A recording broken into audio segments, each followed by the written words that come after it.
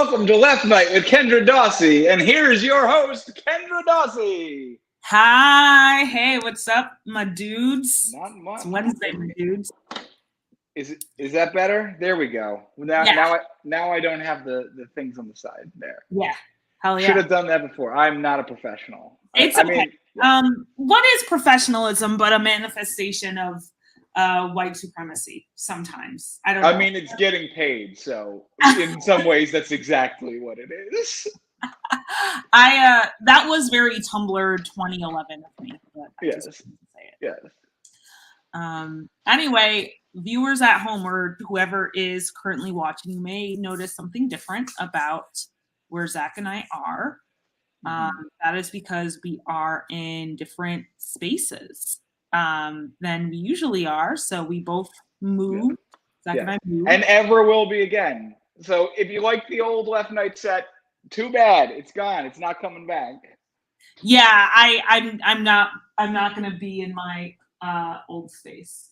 Sorry, I'm just making sure my cat doesn't attack my girlfriend's cat, which I don't think she is. Anyway, so Zach, you now live in not Alston, correct? Yes. Well, Brighton. So okay, close. Yeah. As far as not Alston goes, it's as close to still being in Alston as possible. Yeah. Okay. How's your new apartment? How's the new digs? Well, it's better now. Okay. So here's a fun story about how we still don't like landlords and property managers are basically just the pencil pushers for the people we don't like. Yes. So this property company has been trying to find every possible way to make me pay extra money, any way that they could possibly come up with it. Who is it? Say the name out. Yeah, it's called Green Ocean Property Management. Yeah, so they're not a landlord; they're a property manager. So basically, the building I live in now is a condo building, and somebody owns the condo I live in. They are the landlord, and then the property manager is the one who rents it out. Mm-hmm. So one of the ways in which they have tried to nickel and dime me is, as anybody who's ever moved around Boston, they know September 1st is the day you got to do everything. Yeah. And they told us the apartment would be available on September 1st at 4 p.m. However, since the previous tenant was moving out on September 29th or on August 29th, we could move in early if we paid $150. What the fuck? Why? And their reasoning was because that would be the cost for them to expedite all of the cleaning and stuff that they need to do to get the apartment in shape to be moved into. Was the apartment clean when you moved into it? Kendra, it was not. I did not pay the money for. I was not going to pay $150 for an extra couple nights. I already had my U-Haul booked, so it was a waste of time to do that. Yeah. But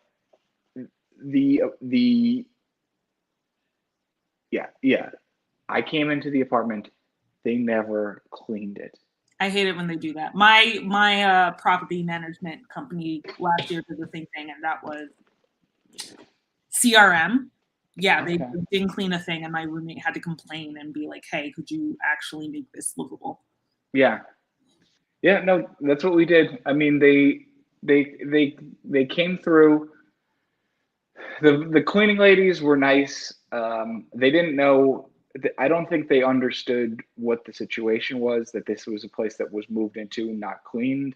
So I pointed out some of the things that needed to be cleaned, and then they just cleaned the things I pointed out. So there are still some things they need. They're coming back on Monday supposedly to clean the rest of it. So that was, and then the maintenance guy was really nice. He fixed there were a lot of like broken hinges on Oh, cabinets. oh, The toilet seat looked like it was from like a horror movie. He replaced that. So really, the handyman, I don't, is handyman the right, maintenance man, I guess, is probably the better term. correct. I actually don't know. Right. Yeah. Maintenance man is probably good. Handyman sounds like more like a fun guy though. It's more. I feel it's more humanizing to call somebody a handyman. Yeah. But I believe his title is probably maintenance man. He was great. The cleaning staff, they didn't quite understand what this job entailed, that it needed to be cleaned like soup to nuts, but they were nice. We got a brand new paint job today because we complained enough that they ended up painting, but Nice. But it just sucked because you move, the move breaks your back, even though this was, relatively speaking, like not the worst move I've ever had to deal with, but Yeah. it was an arduous process, Yes. and you want that part of it just to be done with once you're done, not to be going into, we're going on a week now, and we're finally able to live in a place like normal human beings, Yeah. because in anticipation of possibly getting it painted, we didn't unpack anything. Yeah. So yeah, that does suck. I'm sorry. And it's also like moving, just the act of like putting things in boxes and putting them in a different place, no matter how far that place is, that in itself is tiresome. Mm-hmm. So like going to a place and then sorry, hold on. Going to a place and then being like, oh, my living place isn't good, and like, oh, I have to complain to like get something done, so that Mm-hmm. that's like an entire other thing. Right. Yeah. So again, the entire way that we handle housing in this country, in this city, in most of the world, is fakakta. It is demeaning. It is intentionally makes you feel bad for not being a property owner. Yeah. It's very silly and bad, and yeah, that's basically the long and short of it. How was your move? It was fine. I'm like, so yeah, I moved into my partner's apartment and she lives in Jersey City. So our landlord is someone that, other than the fact that he has property, seems relatively nice. I think this might be the only property he has, maybe. And like he seems pretty attentive. I was afraid he was going to raise a rent a lot by having me here, but he was like, oh, well, like a tax is happening, so I have to pass that tax off to you. And the tax was like $15 more. Yeah. So we lucked out, which sucks. It sucks that we lucked out. It sucks that we're like, oh, it's never a good position where you have to depend on someone in a higher social class than you being nice to have like reasonable goods and whatever. So even though, which is just a description of America, but exactly.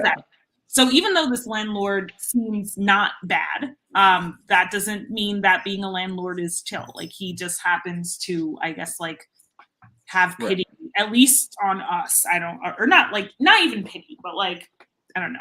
Right. I mean, I think that this is not going to be a very informative or good it's going to be a good episode, but not an informative one. And I think if we're going to impart one piece of knowledge onto you, the viewer, is that when you say that landlords are bad, or that bosses are bad, or that politicians are bad, or billionaires are bad, these are not indictments of people's like what is in their heart. It is they are it is not, they're not making, in some cases they are, but not always making conscious decisions to be bad and evil. It is their where they are in the structure of society. It is their class placement that makes them bad, not what's in their heart. Yeah. But that being said, sometimes there's landlords that just seem to have evil in their heart, to be quite honest. Sure. That class structure also tends to, some of the worst people realize what they can benefit from that class structure and therefore are drawn to it, but it's not necessarily, Yeah. So yes, you're right. Jesus Christ, my Janet. Sorry. So Janet Jackson, Lady Gaga mostly get along, but it seems like Janet is trying to play with Lady Gaga. I'm not really sure what's happening. Okay. I think Janet is also like they're collabing. They're trying to collab, but the collabs mostly deal with kissing, or sorry, not kiss, hissing. Okay, I was gonna say kissing is a very human. They just make out with one another. It's like the Britney and Madonna kiss. Which also Christina Aguilera was part of that, but no one talks about that. Alyssa's saying love a kissing collab. Yeah, if only they gently kiss, but instead they mostly kiss. But like there's also been times where like they'll be in the same room and it's chill. But anyway, I'll talk about my. Is there a third cat? There's a third cat named Ambelina. That is another story. Okay. We do not expect the cat to be a permanent member of the household for various reasons. Yeah. If I have to guess why, I would say because she's not named after a pop star, and you just she's named after like a Coheed and Cambria song, and it just doesn't fit the theme. But also the cat. My partner's ex-husband said that he would take the cat at this point like 2 years ago, and he has not taken the cat. So every once in a while, she's like, "Do you want your cat?" Like, you love the cat, but also you did say that you want the cat. So right now I do live in an apartment with a 1-bedroom apartment in Jersey City with 2 people, including me, I guess 1 other person and 3 cats. We are trying our best. One of the cats, probably because of the stress of introducing a new cat to the household, has some sort of, has had like a urinary thing, and we took her to an emergency vet, and the emergency vet, like it was expensive. They did give us some good information, but one funny thing is she just straight up pissed on the examination table, so that was fun. But they couldn't test to see if she had a UTI because the table was not clean that she pissed on. So they're like, we could find out some things, but we can't be like, oh, there's bacteria because, but we found out she has crystals, and then like, I imagine it's difficult to get a cat to drink cranberry juice.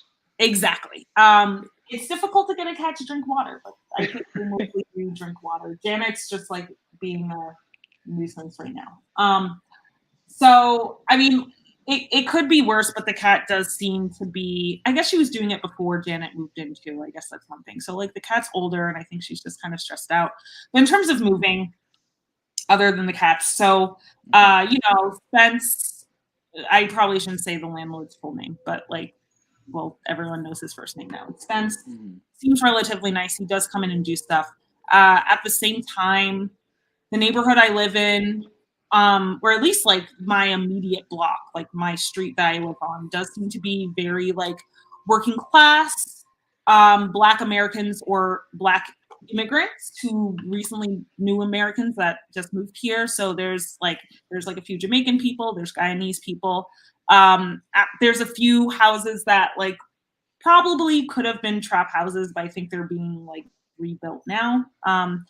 At the same time, some of these houses that are being rebuilt are definitely in the gentrification style. Like, that type, the gentrification font, and then that ugly, like, I don't even know how to describe it. But I feel like if you like glass and steel, not even glass and steel, like I feel like in Boston, there's definitely like the gentrification decor. I don't even know how to describe it. It's just like usually gray. I'm gonna see. Wait, let me see if I could just search it. Gentrification. Regardless, there are a few buildings on the block that kind of look like that. So I'm like, will this neighborhood stay the way it is now? And like my girlfriend is white, but she is not a wealthy white person. She moved in here because it was a cheaper neighborhood and Right. Sure. she afford. And she, she's not like a white person that's like, oh, like I'm afraid of. She like says we both say hi to the neighbors and like not saying that saying hi to neighbors stops gentrification. But anyway, like she. I mean, yeah, it certainly can do it. It's the right thing to knowing your neighbors is one of the better ways to not, disrupt the patterns of your neighborhood.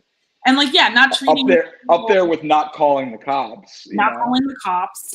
Not treating the people in your neighborhood as nuisances, even if though they may have it's the type of neighborhood where I think if you grew up around New York City or like in any, like kind of more working class city area, it's like people hang out on the street. They might be smoking weed. They're not doing violent crime. They're not harassing anyone. They're literally just like eating food and smoking weed outside. Sometimes the house is smaller. Maybe there's other people in the house. It's like chill, right? So it's like that type of neighborhood. There's no reason to call the cops. Madeline's like, I'm not going to call the cops. But there are the gentrification kind of houses going up. There's one building on my block for sale. And I'm like, they're probably because of redlining and like housing discrimination, it's probably going to go to some company. Like it's probably not going to go to like a Black person who tried to. Right. And then there is another white lady on the block that I saw straightening up her front yard, which was very funny. Janet's acting crazy. I don't know why it was funny that she was straightening up her like front yard, but I don't know. I was just like, so I'll keep an eye out on her. But the neighbors already are like kind of nice to me because I've been coming here. Or like they are nice to me. There's the next door neighbors are very nice. People, hang out in their porches or front yards because it's nice. The real question everybody wants to know though, would you now say that you are a Jersey girl? Which I need to be clear is a gender neutral term. I am also a Jersey girl. Jersey girl is gender neutral. I am trying to be a Jersey girl. My best. But yeah, I officially live in Jersey. I need to get insurance, but I do like the neighborhood. It's just like I guess like walking around, I'm just like, wow, like if only city planning were done to support people and not to support rich people. Because there's some areas where it's like it's just a random field that is like owned by some property now, and it's like this could have been a park, this could have been green space for people, but someone bought it out. There's definitely that's because like I've also read all types of stuff about how like green space is a gentrifying factor. Like if green space is added, that like there's no one weird trick to prevent gentrification, because anything you try to make better is going to make it more people who are going to gentrify it will be like, oh, even better, we have even more amenities. That's the thing with gentrification. It's like in a world where everything is like supposed to lead to more capital, any improvements to the neighborhood, unless it's like free weed for everyone over the age of 30 or something, like most improvements to a neighborhood are going to be exploited for capital instead of like made for the benefit of people here. Sure. Yeah. That being said, I mean, it would be nice. I don't know. I do want to like kind of root myself in activism here, but of course I'm new. There was a block party the day I moved in, but like the day we moved in, Madeline was sick and suddenly our car like stopped working, so we had to call AAA. It was just a long day, and then we had to like drive from Boston to Jersey City. We of course played the Sopranos theme song as we crossed the George Washington Bridge, but it was a long day. And then we got here, and there was a block party, and it was really cute, but it was just like it was like poor timing on our part because I was Sure. like, I just want to move my shit into the apartment and sleep after this awful day. And Madeline was like sick. But I was thinking about like going around the neighborhood and being like, oh, who like organized the block party? I would like to talk to them. But yeah, that's like a cute thing. I don't know. Yeah. Lissa has a commercial. So let's go. We'll be back after these quick messages. Slamming.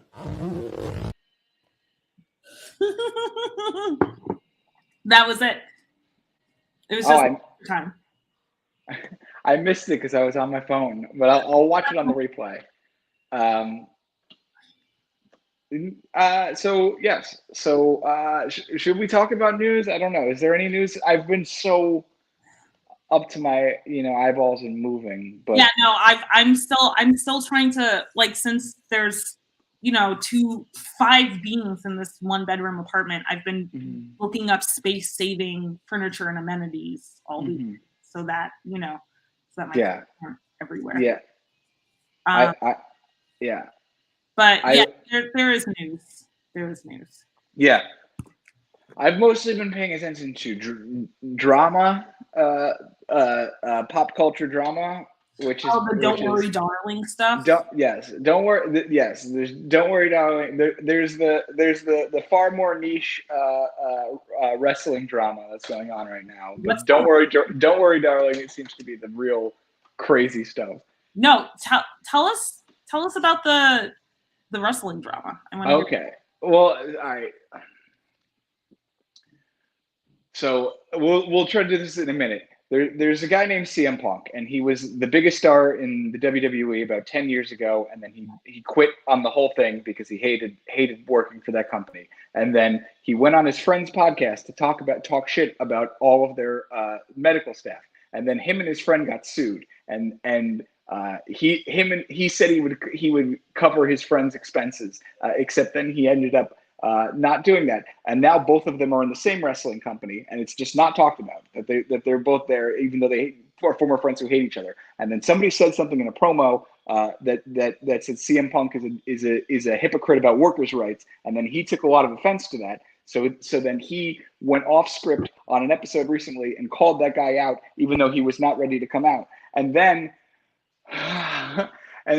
his friends said something. He was booked to be the champion, and he became the champion on Sunday night. But then his buddies, who are the EVPs of AEW, ended up getting confronting him. Some chairs were thrown, and now like half of the roster is suspended. So it was like real throwing chairs. Yes. No, this was real. This did not happen on camera. This happened after. It was like yeah. It was like angry, kind of like workers in support of worker rights drama. Right, and part of it is definitely worker rights drama, and then part of it is just all of these people have very big egos, and there's no it's a very if they had a union, I think they would all feel very much more comfortable with their place, but since they have no real protection, they think any sort of slight against them, they want to like if they feel even the slightest bit of like somebody is out of place or saying something out of line that's going to affect them, they're going to act feral about it, because it's you can do a move wrong and then that's the end of your career. So there's a very short timeline for which you can do this, and if you're on the top, you will be very worried about what could happen. Well, there's Janet's butt. I know that's very separate. Yes. That is fascinating. Okay, yeah. So there's some drama. I've been like kind of catching up with the Don't Worry Darling drama, but I've also heard that the movie is not that great, which is kind of sad. Right, and I'm very upset that like only within the last couple of weeks did I learn about the Harry Styles fandom that really hates Olivia Wilde.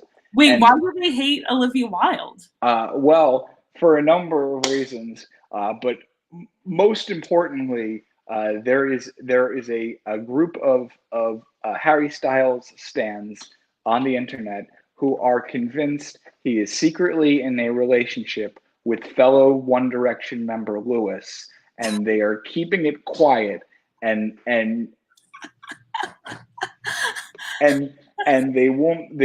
can't be public about it, and they hate Olivia Wilde because she's an industry plant who's trying to the industry is trying to heteroize Harry Styles by keeping him away from his real love.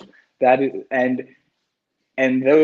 that's a real group of people on the internet. This is a real theory they believe, and there are many of them. And I thought they were very funny. But now Olivia Wilde, like if Olivia Wilde was just normal, I think it would be more fun. But now that she also seems like a bit of a head case herself, it makes it less funny to laugh at them. Yeah. I have to say, yes, Rachel's in the chat. They're called Larrys. Because they ship Lewis and Harry. Lewis and Harry, yes. I am fascinated with the narratives people place on famous people who you might enjoy their works of art or their interviews, but they are essentially strangers. It is wild to ship. I mean, I guess I've jokingly shipped like real life people, but never to the point where I'm like arguing with people online. Right. Janet, oh, sorry. I'm never like arguing with people online like, oh no, they're like, this is real. I'm just like, oh, it'd be funny if they dated. I hope they do. But like, bizarre. And it's funny that you told me about that. Like you did the One Directioner research, which I find fascinating. Yeah. Well, I saw like a long thread of why Olivia Wilde is problematic, and I'm like, what is this? And the reason, the big reason was like basically all that they could figure out was that like she said that she really liked the work of Stanley Kubrick, who is just a very like very difficult director to work with. Like he was not like he's dead. Like it's not like he's working with him now. No, yeah. That's the other thing is that he's very dead. But I guess she said she would like to have worked with him or whatever. But like, also like, yeah, he's like one of the most important directors. That's not like a cancelable thing for somebody to say. Like, Alyssa in the chat said, I think we need a new version of shipping before celebrities people want to get divorced. Okay. So breaking up instead of relationship, it's like I don't know, like kayaking, breaking someone up. Yes. Yeah. So yes. So yeah. Pissing. Yeah, I like that. Yes. Yes. Yeah. I mean, if you have any, let us know next week because we're basically out of time. Let us know next week what celebrity couples you would like to see broken up. Yes. We are out of time. And it has to be, and I have to be clear about this. It has to be not for like your own personal reasons. Like, oh, I wish this person was single. Don't be like, oh, I want to knock boots with Alec Baldwin. I don't know why you would want that for yourself, but Janet, do not attack her. Oh my God, you're like on. Sorry, my cat. Sorry, but you see Janet. Also, let me know what you think of Janet looking the way she does. Look, I hope she looks healthy. She's being annoying. Don't knock that down. Yes, let us know what celebrities you want to see pissing. Okay. All right. Well, thank you everyone for listening and hearing what you have to say. And I hope you have a great rest of your evenings. Stick around for Rachel Jane Andelman's show, Honorable Mentions.